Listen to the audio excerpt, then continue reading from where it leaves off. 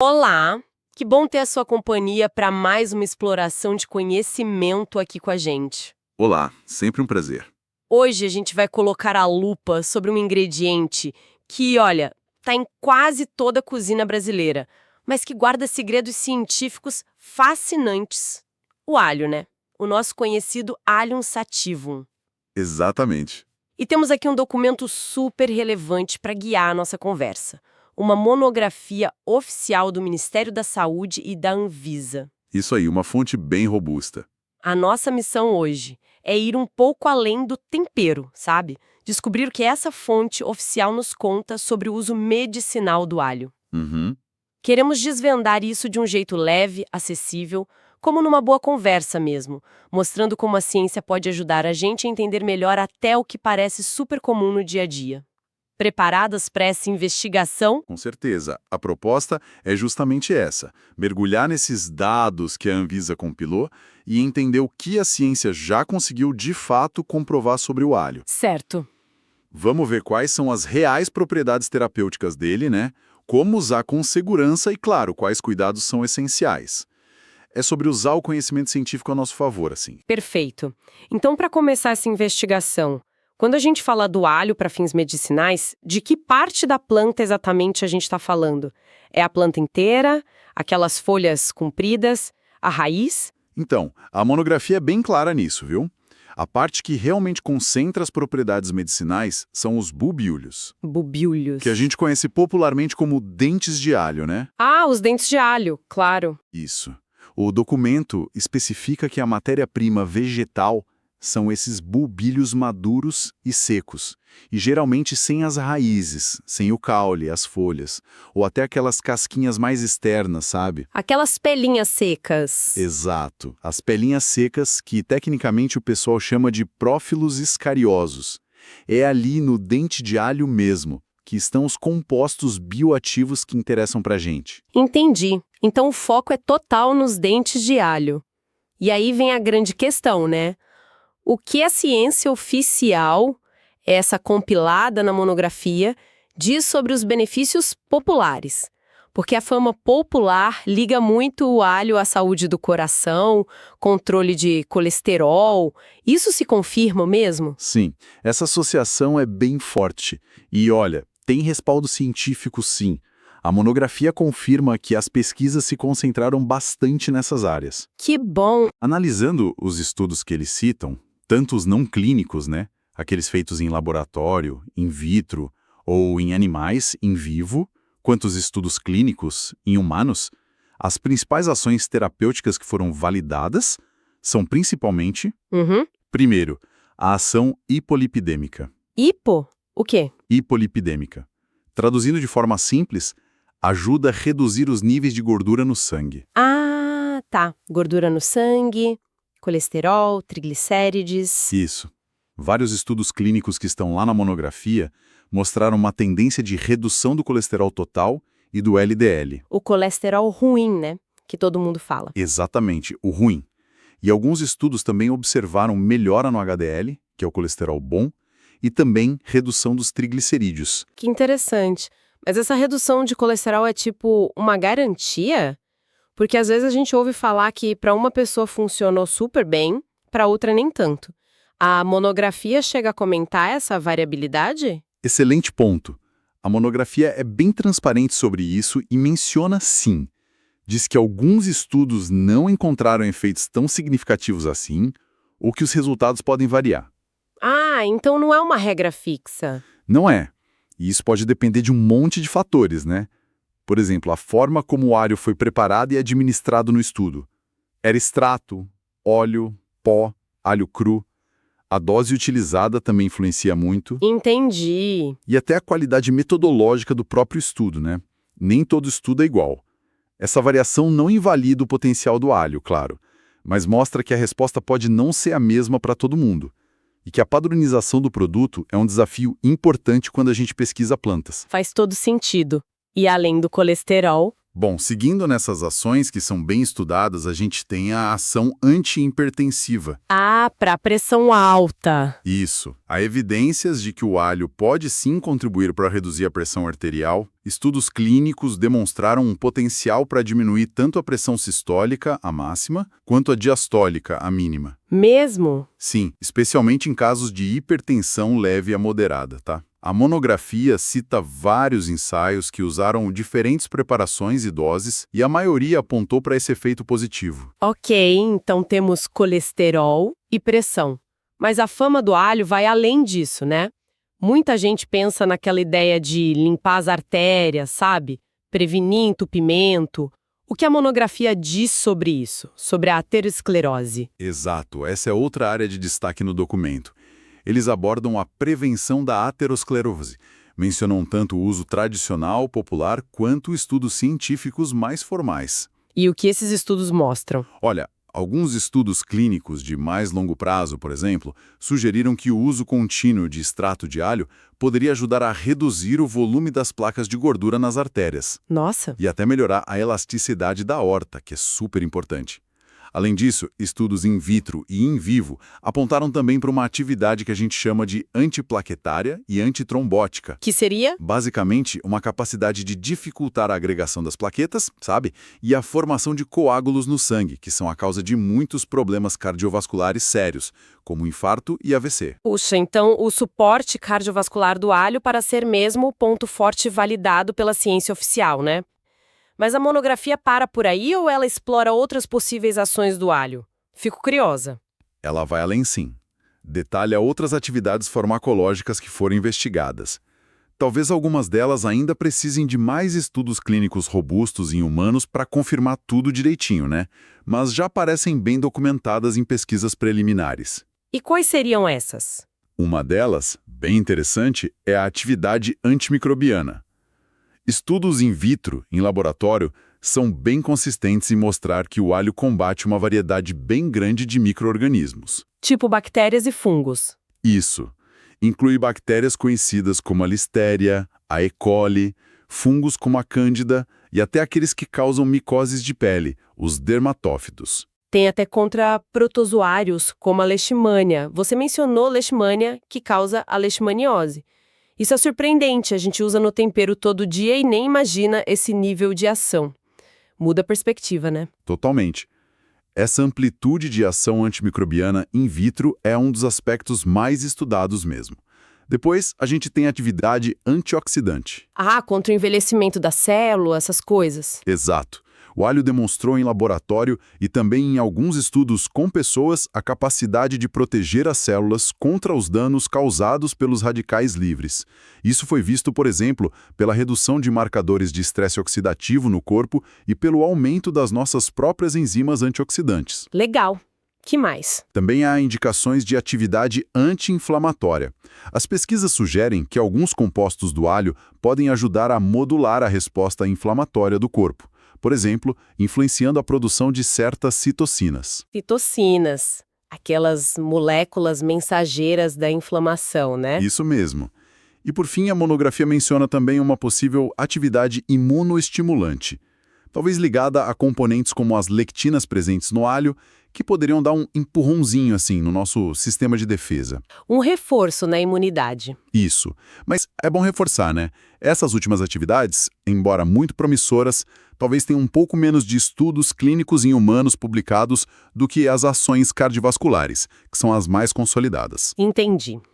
Quanta coisa num simples dente de alho. E existe um astro principal químico por trás desses efeitos todos? Algum composto que se destaca? Com certeza. O grande destaque da monografia e da ciência do alho em geral vai para os compostos que a gente chama de organosulfurados.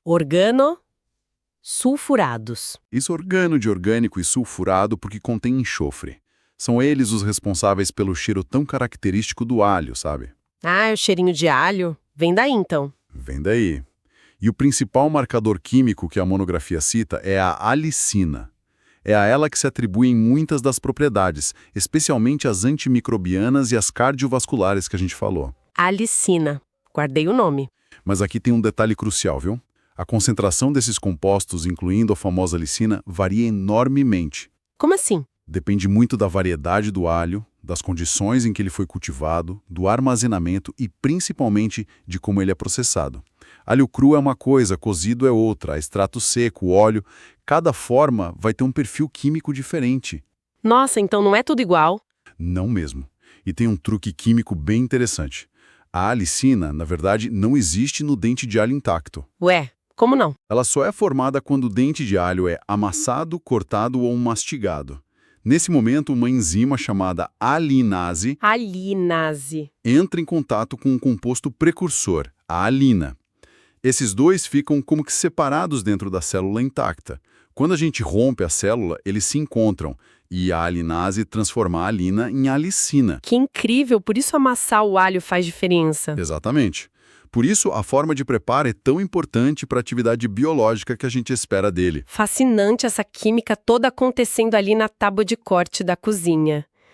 Mas olha, se o alho tem todo esse poder de agir no corpo, é natural a gente pensar que ele não seja inócuo para todo mundo ou em qualquer situação, né? Quais são os cuidados, as contraindicações que a monografia da Anvisa destaca? É algo para a gente se preocupar muito? É algo para a gente se informar, sabe? Não necessariamente para se preocupar de forma alarmista, mas sim para ter consciência e usar com responsabilidade. A monografia é bem clara ao listar situações onde o uso medicinal do alho, e aqui eu reforço, né? Falando de doses terapêuticas, não do uso eventual como tempero, exige atenção. Certo. Doses maiores, uso contínuo. Isso. Primeiro, as contraindicações bem definidas. Pessoas com hipertiroidismo não devem usar. Hipertireoidismo. Anotado. Quem tem distúrbios de coagulação do sangue ou já toma medicamentos anticoagulantes, tipo varfarina, heparina ou outros antiagregantes plaquetários, também deve evitar. O alho pode potencializar o efeito desses remédios e aumentar o risco de sangramento. Isso é sério. Muito sério. E aquela história de ter que suspender antes de cirurgia? É verdade mesmo. É verdade, sim. E é uma recomendação bem importante que está na monografia. O uso medicinal do alho deve ser suspenso pelo menos 10 dias antes de qualquer procedimento cirúrgico, justamente por esse risco de sangramento aumentado. Nossa, 10 dias antes. É bom saber. Outras contraindicações incluem pessoas com gastrite ou úlcera gastroduodenal que estejam ativas, sabe? E, claro, quem já sabe que tem alergia ou alguma hipersensibilidade ao alho. Certo. E para grupos que sempre precisam de mais atenção, como gestantes e mulheres que estão amamentando, tem alguma recomendação específica? Tem sim. Para gestantes e lactantes, a orientação é a prudência. Não usar doses medicinais de alho, mantendo apenas o consumo alimentar normal, como tempero mesmo. Ah, então nada de cápsulas ou extratos nesse período. Exato. Existem relatos que a monografia cita de que o consumo excessivo pela mãe pode alterar o odor do leite Imagina. e até causar cólicas ou irritabilidade no bebê. Então, na dúvida, o melhor é a moderação e o uso só culinário mesmo durante a gravidez e a amamentação. Entendido. E como precaução geral, qual seria a principal? A principal é ficar atento a possíveis reações alérgicas. Elas podem acontecer, embora não sejam extremamente comuns. E se a pessoa usar e tiver alguma reação? Quais são os efeitos colaterais mais comuns que foram descritos? Aqueles que podem acontecer com mais frequência. Olha, os efeitos adversos mais relatados, geralmente associados a doses um pouco mais altas, né? Incluem dor de cabeça, às vezes dores musculares, um cansaço, tontura, suor excessivo. Podem ocorrer reações alérgicas, que vão desde uma irritação na pele até quadros um pouco mais sérios, como asma em pessoas que já têm predisposição. Desconforto gastrointestinal também é bem comum, azia, náuseas, vômitos, diarreia. A parte digestiva pega para alguns, né? Odor característico na respiração e na pele, né? Que muita gente percebe e às vezes incomoda. Isso é clássico. Existem relatos mais raros, porém mais sérios, como uma possível diminuição do hematócrito. Que é um indicador do sangue, né? Isso, relacionado aos glóbulos vermelhos. E como a gente já reforçou bastante, o risco aumentado de sangramento, especialmente se combinado com outros fatores de risco ou medicamentos. Falamos dos anticoagulantes, mas essa questão das interações medicamentosas parece crucial mesmo. O alho pode brigar com outros remédios além desses de afinar no sangue? Pode sim. E essa parte merece muita atenção de quem nos ouve. A monografia compila uma lista bem considerável de interações que já foram descritas ou que são potenciais, baseadas em estudos ou relatos. É super importante saber que o alho pode afetar como o nosso corpo absorve, metaboliza ou elimina outros fármacos. E quais seriam os exemplos mais importantes que a monografia cita? Olha, alguns exemplos bem relevantes são medicamentos antirretrovirais usados no tratamento do HIV, como o saquinavir e o ritonavir. O alho pode diminuir a quantidade desses medicamentos no sangue, o que pode prejudicar seriamente o tratamento. Nossa, isso é muito sério. Muito. Os anticoagulantes, como a varfarina, que já falamos, risco aumentado de hemorragia, antihipertensivos, como o lisinopril. O alho pode potencializar demais o efeito, causando até uma queda de pressão perigosa. Analgésicos comuns, como paracetamol, pode interferir no metabolismo do paracetamol lá no fígado. Hipoglicemiantes, como a clorpropamida, usada para diabetes, aumenta o risco de hipoglicemia, que é o açúcar ficar baixo demais no sangue. Perigoso também. Sim. Relaxantes musculares, tipo a clorzoxazona. O alho pode diminuir a eficácia do relaxante, relaxantes musculares, tipo a clorzoxazona. E além desses exemplos específicos, tem o potencial de interação com heparina, com trombolíticos, remédios para dissolver coágulos, outros antiagregantes plaquetários e também com anti-inflamatórios não esteroidais, sempre naquela direção de aumentar o risco de sangramento. Uau, a lista é extensa e envolve medicamentos muito usados no dia a dia. Fica mais do que nítido que aquela ideia de é natural, não faz mal, não se aplica de jeito nenhum aqui, especialmente quando a gente fala do uso medicinal, né? Exatamente essa é a grande mensagem que a gente tira disso tudo. O alho como alimento, como tempero, é uma coisa e geralmente seguro para a maioria das pessoas. Mas o alho, em doses concentradas, como em extratos, cápsulas, ou mesmo comer grandes quantidades de alho cru com uma finalidade terapêutica, aí é outra história. Muda completamente de figura. Totalmente. Ele age no corpo, tem efeitos farmacológicos e, por isso mesmo, ele interage com outras substâncias, tem efeitos colaterais e tem contraindicações. A informação é a chave para usar com segurança, né? E a orientação de um profissional de saúde se torna fundamental se a pessoa já tem alguma condição de saúde ou usa outros medicamentos. Não dá para arriscar. Concordo plenamente. Diante de tudo isso, então, dessa riqueza de informações que a monografia traz, como a gente poderia resumir? Qual seria a conclusão para um uso consciente, seguro e responsável do alho? Aproveitando que a ciência mostra de bom, mas sem correr riscos desnecessários. Olha, acho que a grande conclusão é que o alho, quando a gente olha para ele pela lente da ciência, compilada pela Anvisa, se revela uma planta com um potencial terapêutico real e bem interessante, especialmente como coadjuvante, né? Como um auxiliar no cuidado cardiovascular, ajudando no controle do colesterol, da pressão, na prevenção da aterosclerose. Certo, um apelo ao tratamento principal, talvez. Isso. E as outras propriedades que a gente viu, antimicrobiana, antioxidante, anti-inflamatória, também são muito promissoras, claro, mas talvez ainda tenham um caminho científico um pouco maior a percorrer em termos de validação clínica robusta para a gente usar diretamente como tratamento principal para essas coisas. Faz sentido. E os cuidados, como ficam na conclusão? Bom, tão importante quanto reconhecer o potencial é entender que natural não é de forma alguma sinônimo de riscos. O uso consciente e responsável do alho como remédio, digamos assim, passa por alguns pilares essenciais. Quais seriam? Primeiro, Conhecer as indicações validadas, ou seja, usar o alho medicinal para aquilo que tem mais evidência científica por trás, como essas questões cardiovasculares que a gente discutiu bastante. Ok, foco no que é mais comprovado. Segundo, respeitar as doses. A monografia até sugere algumas faixas de dose baseadas na quantidade de alicina, geralmente entre 3 a 5 miligramas por dia. Mas isso pode variar muito dependendo do produto que a pessoa usa. A automedicação com doses altas ou por longos períodos definitivamente não é recomendada. Quantidade importa.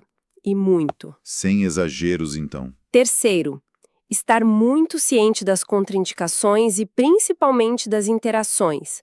Verificar cuidadosamente se existe alguma condição pessoal, problema de tireoide, de coagulação, ulcerativa, cirurgia marcada ou algum medicamento em uso. Aquela lista que a gente viu é séria, que desaconselha o uso ou exija muita cautela. Essa checagem é fundamental. Quarto, observar a forma de preparo, lembrar daquela história da alicina, né?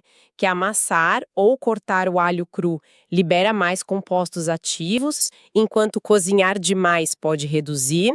E o tipo de produto, cápsula, óleo, extrato, também influencia o que realmente vai estar disponível para o nosso corpo absorver e usar.